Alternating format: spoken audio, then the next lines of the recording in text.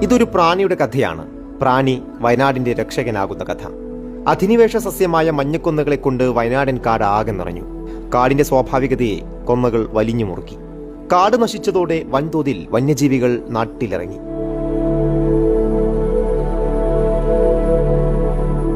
മഞ്ഞക്കൊന്നകൾ വെട്ടിമാറ്റാൻ വനംവകുപ്പ് പഠിച്ച പണി 18 നോക്കി, നടന്നില്ല. 1 വെട്ടിയാൽ 10 എണ്ണം വളരും എന്നായി സ്ഥിതി. കൊന്ന വെട്ടിമാറ്റാൻ ഇതിനോടകം ലക്ഷക്കണക്കിന് രൂപയാണ് വനംവകുപ്പ് ചെലവാക്കിയത്. അങ്ങനെ ഇരിക്കെയാണ് നേരത്തെ പറഞ്ഞ പ്രാണിയുടെ രംഗപ്രവേശം.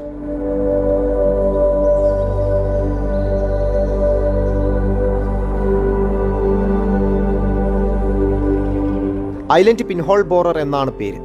2 മില്ലിമീറ്റർ മാത്രമാണ് നീളം. കാട് തുരന്ന് പടർന്ന് പന്തലിച്ച മഞ്ഞക്കൊന്നകളെ തുരന്ന് തീർക്കുകയാണ് ഈ പ്രാണികൾ. കൊന്നയുടെ തടി തുരന്ന് ഉള്ളിൽ കയറും. മുട്ടയിടുന്നതിനൊപ്പം ഒരു തരം ഫംഗസ് മരമാകെ പടർത്തും.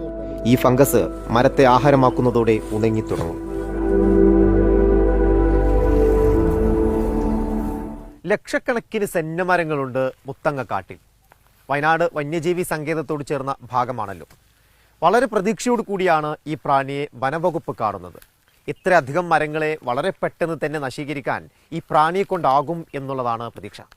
മുത്തങ്ങ തകരപ്പാടി ഭാഗത്ത് 100 കണക്കിന് മരങ്ങൾ ഉണങ്ങിക്കണ്ടതോടെ വനപാലകർ നടത്തിയ പരിശോധനയിലാണ് പ്രാണിയെ കണ്ടെത്തിയത്. തുടർന്ന് കേരള വനഗവേഷണ സ്ഥാപനത്തിലെ ഡോക്ടർ ടി വി സജീവന്റെ നേതൃത്വത്തിലുള്ള സംഘമാണ് പ്രാണിയെ തിരിച്ചറിഞ്ഞത്. പ്രാണിയുടെ സാധ്യതകളെപ്പറ്റി വിശദമായി പഠിക്കുകയാണ് വനംവകുപ്പ്. ഇതൊരു പോസിറ്റീവ് ഡെവലപ്മെന്റ് ആണ്. നമുക്ക് ഇത് കൃത്യമായി ഇപ്പോൾ ഒബ്സർവേഷൻ ചെയ്യാനുണ്ട്. സോ നമുക്ക് മനസ്സിലാവും actually how it is doing.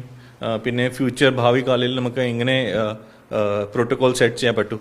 So ഈ എല്ലാ കാര്യങ്ങളുണ്ടെങ്കിൽ നമുക്ക് നന്നായിട്ട് മനസ്സിലാവും ഹൗ ക്യാൻ വി സോൾവ് ഈ സെന്നയുടെ പ്രശ്നം എങ്ങനെ സോൾവ് ആവും. കാര്യങ്ങളെല്ലാം അനുകൂലമാണെന്നാണ് വിലയിരുത്തൽ.